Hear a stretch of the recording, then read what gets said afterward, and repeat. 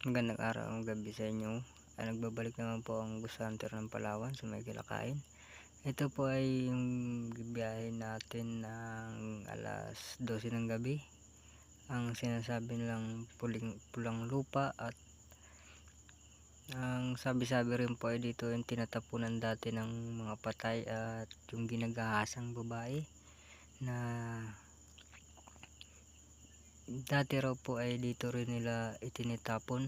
Sa ngayon po ay simentado na ito.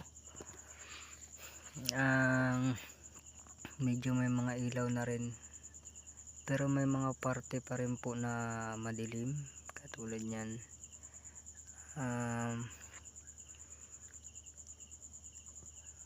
Makalipas ang 4 na taon o 3 taon na semento na rin po yan.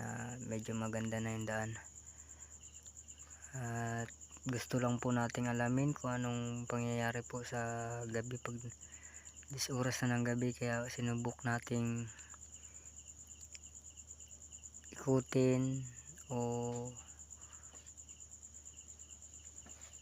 takbuhin na ikutan ng motor o pasyalan ng hating gabi para po malaman natin kung anong sitwasyon.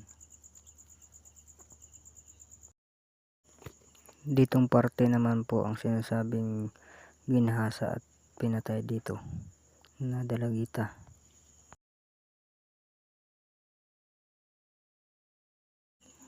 Gala ng hating gabi na may halong katatakutan. At dito na po ay ang ating paglalakbay.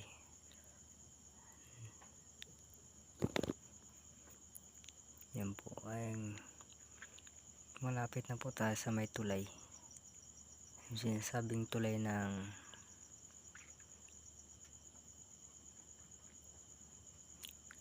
ng Kabulagan.